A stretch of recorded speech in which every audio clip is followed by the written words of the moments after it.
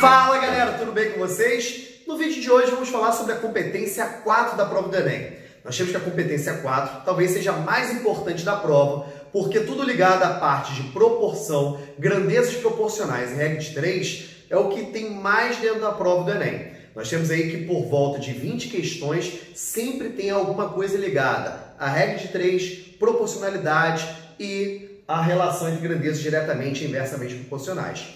Nós temos aí que essa competência 4 muitas vezes é utilizada por outras matérias, outras ciências. Por exemplo, na parte de física, na parte de química, várias fórmulas elas trabalham com grandezas diretamente e inversamente proporcionais.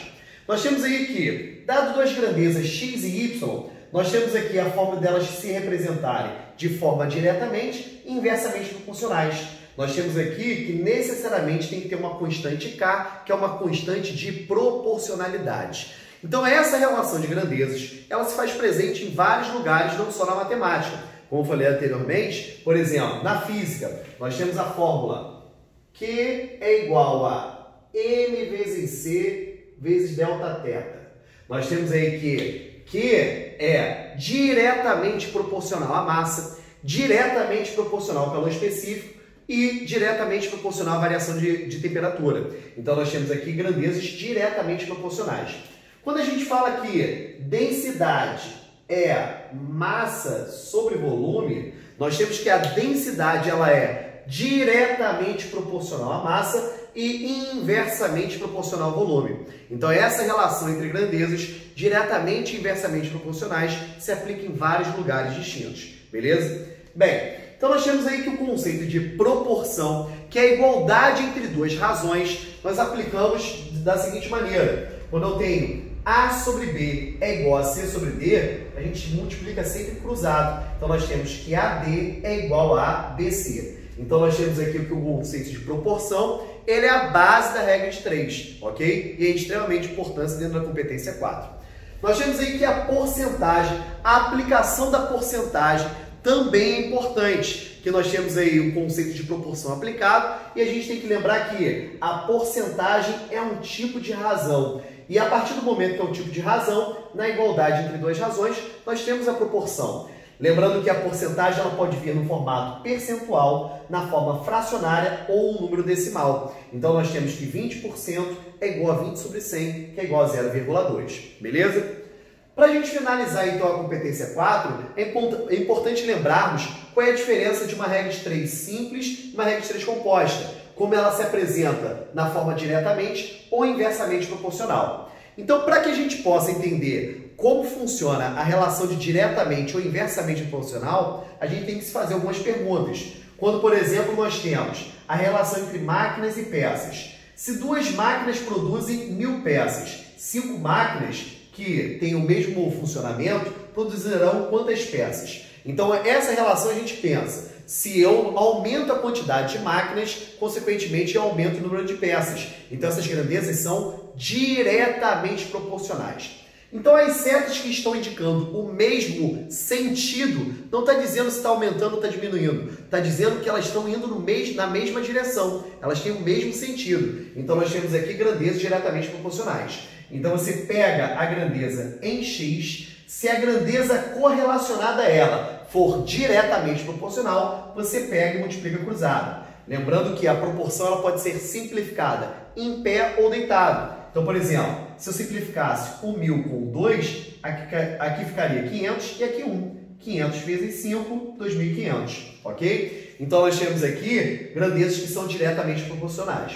Quando a gente analisa o próximo exemplo, se você analisa a relação entre velocidade e tempo, vamos supor que é uma determinada velocidade, a gente chega numa determinada localidade com 30 minutos. Se eu aumento a minha velocidade, isso vai demorar X minutos. A gente tem que pensar, ao fazermos o aumento da velocidade, o tempo aumenta ou diminui? Pô, se eu aumento a minha velocidade, o tempo tende a diminuir. Então essas grandezas são inversamente proporcionais. Então a medida que está faltando, a medida em X, eu particularmente sempre ponho a seta para baixo. Então aqui, seta para baixo em X, seta para baixo em X. A grandeza que está sendo correlacionada a ela, nesse caso daqui, é inversamente proporcional. Então, pego a grandeza em x, coloco no primeiro membro, e a grandeza que é inversamente proporcional, eu inverto. Então, agora, ao multiplicarmos cruzado, a gente chega à conclusão que vão demorar 24 minutos, o que faz todo sentido. Se eu aumento a velocidade, consequentemente, o tempo diminui. Se eu trato exatamente igual à regra de 3, com grandezas diretamente proporcionais, ao aumentarmos a velocidade, o tempo aumentaria. Seria uma lógica que não seria interessante, ok? Bem, dentro da regra de 3 composta, ela se apresenta dessa forma porque nós temos mais do que duas grandezas correlacionadas. E aqui eu deixei um exemplo para a gente poder entender o funcionamento e a montagem, né? Então nós temos aqui o número de pessoas, dias, horas por dia e o número de peças. Então o problema nos diz que 3 pessoas trabalhando durante 30 dias, 8 horas por dia, produzem 1.200 peças. Ele quer saber, ao contratarmos mais 2 pessoas, agora numa jornada de trabalho de 12 horas por dia, quantos dias serão necessários para produzir 4.800 peças? Então nós temos que analisar todas as grandezas, como elas influenciam a grandeza que tem o x. Então você vai, por exemplo, ignorar aqui temporariamente, vamos analisar. Se eu aumento a quantidade de pessoas, eu vou demorar mais dias ou menos dias? Se tem mais pessoas trabalhando, eu vou demorar menos dias. Essas grandezas são inversamente proporcionais. Lembrando que eu sempre ponho a grandeza em x com a seta para baixo. Então aqui, ó, a grandeza que é inversamente proporcional, eu troquei. Porque quanto mais pessoas, eu demoro menos dias. Agora, ignorando o número de pessoas, vamos analisar a jornada de trabalho. Se eu demorava 8 horas, né, para fazer um determinado serviço, e agora eu estou saindo mais tarde, consequentemente, eu vou demorar mais dias ou menos dias. Se eu estou trabalhando até mais tarde, eu vou demorar menos dias. Então, novamente, são grandezas inversamente proporcionais. E por último, agora analisando a quantidade de peças. Se eu aumento a quantidade de peças, eu vou demorar mais dias ou menos dias? Quanto mais peças, mais dias. Então, consequentemente, essas duas grandezas são diretamente proporcionais. Como é a montagem da regra de 3 composta? A grandeza em x no primeiro membro, todas as outras no segundo membro multiplicadas. As que forem inversamente proporcionais, a gente troca. Então aqui, ó, 3 para 5, 5 terços. 8, 12, 12 oitavos. E aqui, que é diretamente proporcional, a gente mantém. Então nós temos aí que na multiplicação de frações, eu posso simplificar qualquer um de cima, qualquer um de baixo. Então, por exemplo, poderia cortar o 12 com 48, né, que aqui dá 1, aqui dá 4. Poderia cortar 2 zeros com 2 zeros. Poderia novamente cortar o 12 com o 4, que aqui dá 3, aqui dá 1. Né? E ainda poderia cortar esse 3 com esse 3, 1 e 1. Então, o que sobrou dessa multiplicação? Então, nós temos 30 está para x, assim como 5 vezes 1 vezes 1, 5 sobre 1 vezes 8 vezes 1, 8.